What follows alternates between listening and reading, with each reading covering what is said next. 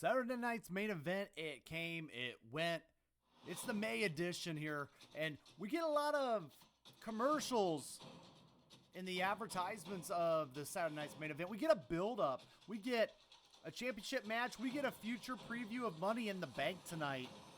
But what did we really get for our time on a Saturday night? I'm your host, Bryan, the Hype Ballard. We're going to get into a little bit of Saturday night's main event. Want you to think of that question in mind. What did we get tonight?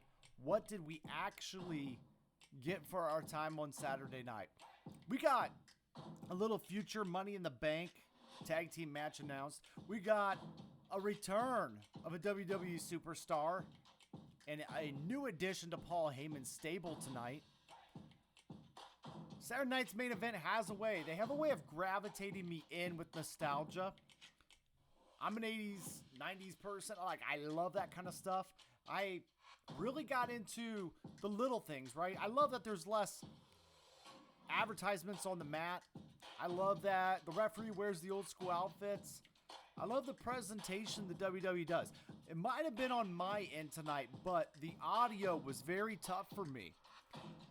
It almost sounded like an echoey effect. An echoey effect tonight for me. Let me know if you guys had that issue as well, but there was times where it was almost hard to hear the broadcast a little bit at certain moments.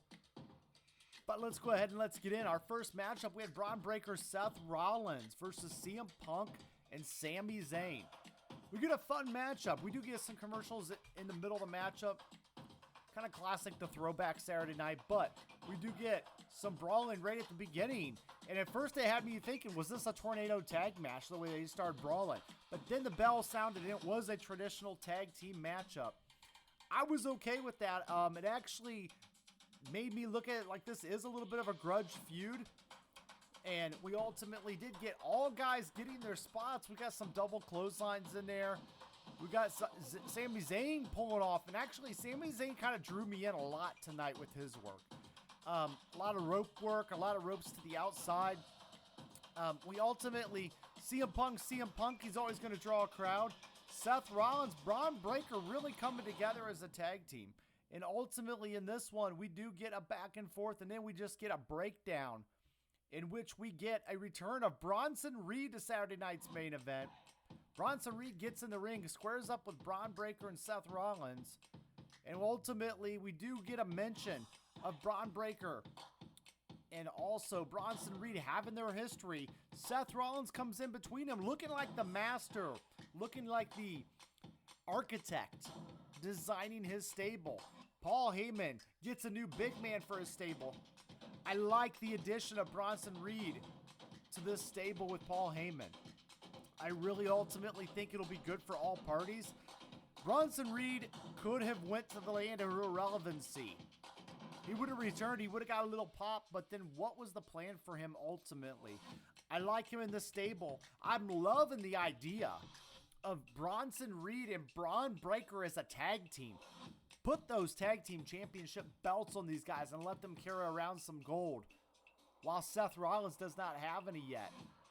But I will say that could make Seth Rollins a candidate for Money in the Bank and being maybe a winner of that Money in the Bank match this year as well. Overall, fun little matchup between the two. I love the addition, and I love the idea of a potential tag team here in the stable. Next up, we got Chelsea Green, Zelina Vega. This match was added on a Friday night. We get a rematch. Zelina Vega has always had the number of Chelsea Green. This is a real quick matchup. We get some smashing into the mat. We get some rear chin locks. We get a stomp in the corner, a double stomp and a Vader bomb. But ultimately, Zelina Vega does win by pinfall with the Avalanche Code Red retaining the Women's Championship.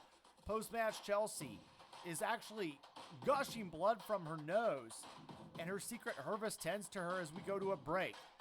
So yeah, there must have been a point in the match where her face got slammed down, causing her to bleed. But ultimately, we do get Zelina Vega retaining. I do believe that probably was the right call. Moving ahead, we get a match I was really looking forward to tonight was John Cena versus R-Truth, a.k.a. Ron Cena, coming out doing his best good guy John Cena impersonation. Truth makes his entrance. We get ultimately a little bit of a shorter match. Both men trade off and do the exact same moveset to each other with a 5-knuckle shuffle and attitude adjustment, hitting the ends of those movesets. We get an STF applied, but Cena gets the ropes, and then John is ready to use the title belt, but Truth catches him, and he actually says, "What's going on with you?" Ultimately, Cena gives the title to the referee, looking like possibly he could be going good again, but only he hits Truth with a low blow. Very, very kick to the midsection, and then ultimately it is over. John Cena wins pinfall with an attitude adjustment, retaining the Undisputed Championship. Post-match, he hits Truth with the said title once again, and he leaves. John Cena walking out as champion. R-Truth getting a little bit of a moment in the sun. I would have liked to have seen a little bit more out of this match. I would have liked to have seen a moment where John Cena looked almost defeated by R-Truth. And I would have liked to have seen an idea that R-Truth could have taken this title.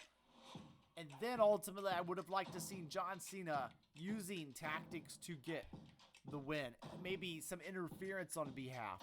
I don't know what they would go. I don't want to see Travis Scott again, but ultimately we do move on.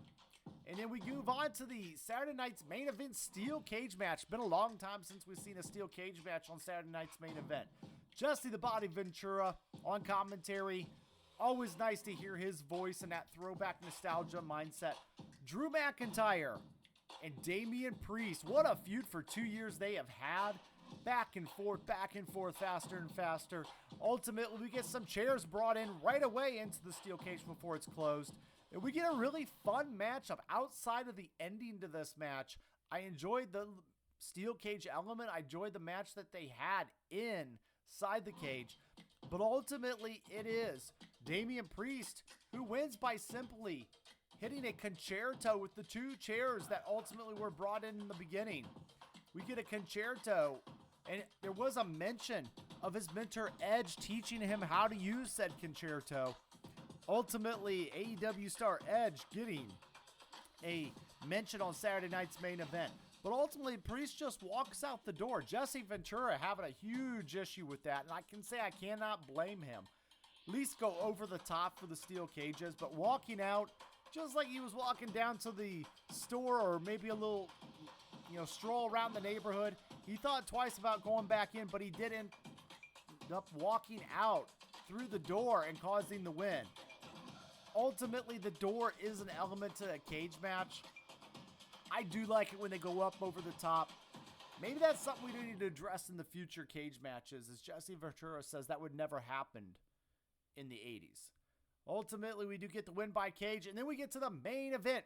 Preface to this matchup, we get Jey Uso and John Cena backstage with an interaction. Tell you guys why I think that is a bad sign for Jey Uso. When John Cena is starting to get involved in your business as world champion, it's not a rub, it's a ride out. I feel like possibly WWE is not maybe pleased with the way Jey Uso's title reign's going. We love the yeeting. The kid tonight, shout out to the kid he chose from the audience. That kid rocked the yeet and did an amazing job. But ultimately, we do get Logan Paul and Jey Uso in the matchup here. And then ultimately, they go back and forth in their matchup, get some commercials, and then ultimately we do get John Cena getting involved as he pulls the referee off the cover to beat Uso down. We put boots to Jey. Ultimately, then we do get Cody Rhodes there to make the save in Saturday night's main event. And just as we're ready to bask in the moment, we do get Jey Uso winning by pinfall with a diving splash to retain his championship. Not by himself. Cody Rhodes gets on the mic after match and says that John has ruined enough and he's back and he's ready to fight. And he books a tag match. Didn't know Cody Rhodes could do that, but against him and Jey against John and Logan at Money in the Bank. And there we go. We got the two world titles colliding at Money in the Bank. Ultimately, tag match, but does this really tell you the strength of Jey Uso's championship match? Let's get into that next. And here's the kind of thought. We did have some legends tonight as well in our final thoughts. We had Jimmy Hart, Bushwhacker Luke, Leilani Kai. It was great to see a legend like Leilani Kai appear on the TV. Although I I think the announcer took a little bit of a time to gather his notes, but as soon as I seen it, I was like, wait a minute, that's Leilani Kai.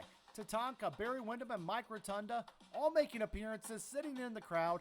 Again, I said it once, I'll say it again. I would like to see these legends be involved a little bit more in Saturday night's main event.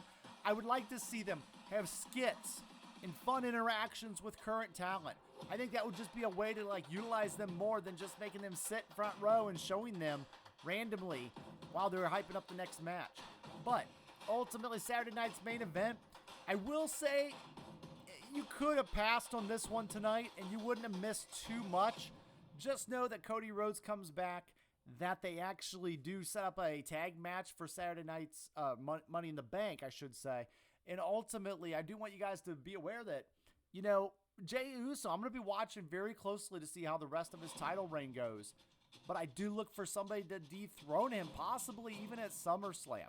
Guys, that's everything I had tonight. I did like the addition to Paul Heyman's stable as well. I do want to go on record saying that. But I'm going to go ahead and head out because, as you know, on Sunday night, we got a lot of wrestling action between AEW and NXT WWE. I'm out.